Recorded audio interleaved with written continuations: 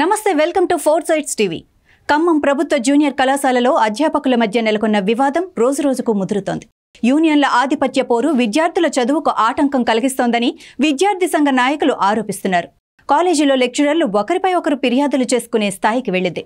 మహిళా అధ్యాపకురాలికి బాలికలకు అసభ్యకరమైన సందేశాలు పంపుతున్నాడని సహా ఇంగ్లీష్ అధ్యాపకునిపై కెమిస్ట్రీ అధ్యాపకురాలు పోలీస్ స్టేషన్లో ఫిర్యాదు చేసిన విషయం తెలిసిందే. ఈ క్రమంలోనే ఇంగ్లీష్ అధ్యాపకుడికి మద్దతుగా కాలేజ్ ముందు విద్యార్థులు ఆందోళన నిర్వహించారు.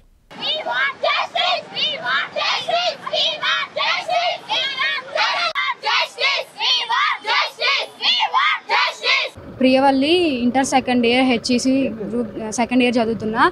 ఈరోజు మేము ధర్నా చేసాము. ఎందుకంటే మా కాలేజ్లో ఇంగ్లీష్ లెక్చరర్స్ రావట్లేదు. ఎందుకు రావట్లేదు అంటే ఒక ఇష్యూ జరిగింది. ఆ ఇష్యూ వల్ల సార్ రావట్లేదు. మ్యాక్సిమం అసలు సార్ తప్పైతే ఏమీ లేదు అందులో. అయినా కానీ సార్ది తప్పని చెప్పి మేడం చెప్పారు. నిన్న సార్ మీద ఎఫ్ఐఆర్ ఫైల్ అయింది. అందులో ఒకటి నిన్న మీడియా వాళ్ళ ముందు కూడా మేడం చాలా అసభ్యంగా మాట్లాడారంట సార్ గురించి. తను చెప్పింది ఏది నిజం కాదు.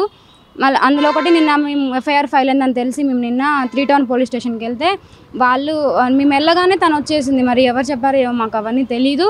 తను వచ్చేసి మమ్మల్ని బెదిరించి మాతో రూడ్గా మాట్లాడారు.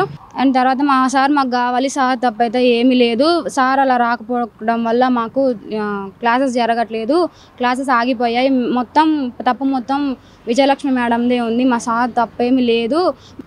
ఈరోజు ఉమెన్స్ కాలేజీ విద్యార్థులు కళాశాల ఎదుట ధర్నా నిర్వహించడం జరిగింది. ఈ ధర్నా ఉద్దేశం ఏంటంటే, మొన్న ఎవరైతే ఇంగ్లీష్ లెక్చరర్ ఎవరైతే ఉన్నారో విజయలక్ష్మి మేడం ఫిజిక్స్ చెప్పిద్ది, వీళ్ళిద్దరి మధ్యలో మొత్తం కూడా ఏదైతే యూనియన్లు ఉన్నాయో యూనియన్ల గొడవల వల్ల వాళ్ళు మొత్తం కూడా విద్యార్థులను దూరం చేసిన పరిస్థితి, చదువులను దూరం చేసిన పరిస్థితి అక్కడ కనపడతా ఉంది.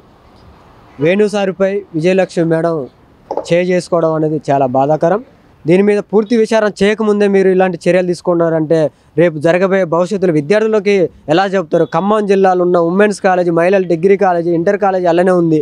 మొత్తం మహిళలు చేరాలంటే ఈరోజు ఎట్ట చేరతారని చెప్పి ఈరోజు విద్యార్థి సంఘంగా మేము అడుగుతా ఉన్నాం.